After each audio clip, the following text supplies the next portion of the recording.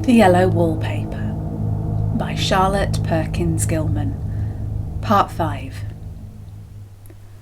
On a pattern like this, by daylight, there is a lack of sequence, a defiance of law that is a constant irritant to a normal mind. The colour is hideous enough, and unreliable enough, and infuriating enough, but the pattern is torturing. You think you have mastered it, but just as you get well underway in following, it turns a back somersault, and there you are. It slaps you in the face, knocks you down, and tramples upon you. It's like a bad dream. The outside pattern is a florid arabesque, reminding one of fungus. If you can imagine a toadstool in joints, like a string of toadstools budding and sprouting in endless convulsions, why, that is something like it. That is, sometimes. There is one marked peculiarity about this paper, a thing that nobody seems to notice but myself.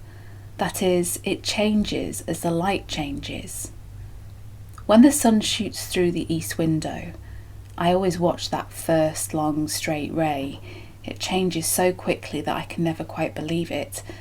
That is why I watch it always. By moonlight, the moon shines all night where there is a moon, I wouldn't know it was the same paper.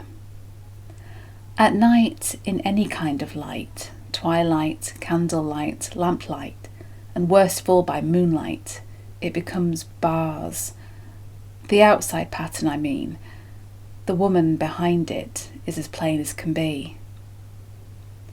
I didn't realise for a long time what the thing was that showed behind, that dim sub-pattern, but now I am quite sure it is a woman. By daylight she is subdued, quiet. I fancy it is the pattern that keeps her so still. It is so puzzling.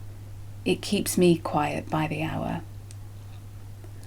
I lie down ever so much now. John says it's good for me to sleep all I can. Indeed, he started the habit by making me lie down for an hour after each meal. It is a very bad habit, I am convinced, for you see, I don't sleep. And that cultivates deceit, for I don't tell him I'm awake. Oh no. The fact is, I'm getting a little afraid of John.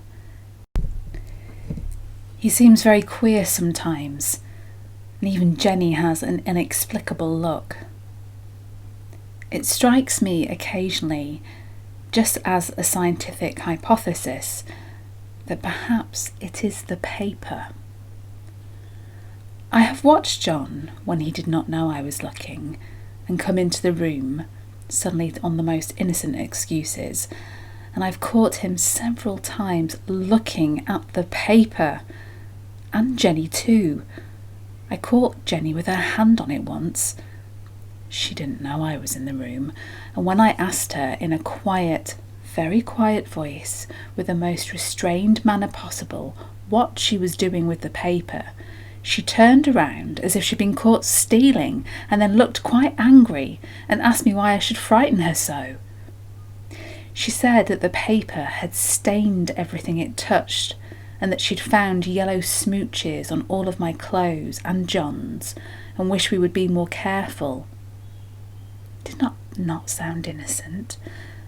I know she was studying the pattern, and I am determined that nobody shall find out about it but myself.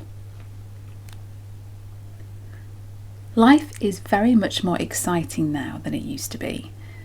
You see, I have something more to expect, to look forward to watch.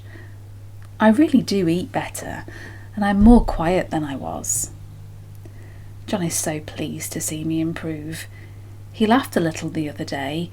He said I seemed to be flourishing in spite of my wallpaper. I turned it off with a laugh. I had no intention of telling him it was because of the wallpaper. He would make fun of me. He might even want to take me away. I don't want to leave now until I have found it out. There is a week more. I think that will be enough. I am feeling ever so much better. I don't sleep much at night, for it's so interesting to watch developments, but I sleep a good deal in the daytime. In the daytime, it is tiresome and perplexing. There are always new shoots on the fungus and new shades of yellow all over it. I cannot keep count of them, though I have tried conscientiously. It is the strangest yellow, that wallpaper. It makes me think of all yellow things I ever saw, not beautiful ones like buttercups, but old, foul, bad yellow things. There is also something else about that paper. The smell. I noticed it the moment we came into the room, but with so much air and sun, it was not bad. Now we have had a week of fog and rain, and whether the windows are open or not, the smell is here. It creeps all over the house. I find it hovering in the dining room, skulking in the parlour, hiding in the hall, lying in wait for me on the stairs. It gets into my hair. Even when I go for a ride, if I turn my head suddenly and surprise it, there is that smell. Such a peculiar odour too. I've spent hours in trying to analyse it, to find what it smelled like. It's not bad at first, and very gentle, but quite the subtlest, most enduring odour I ever met. In this damp weather, it is awful. I wake up in the night and find it hanging over me.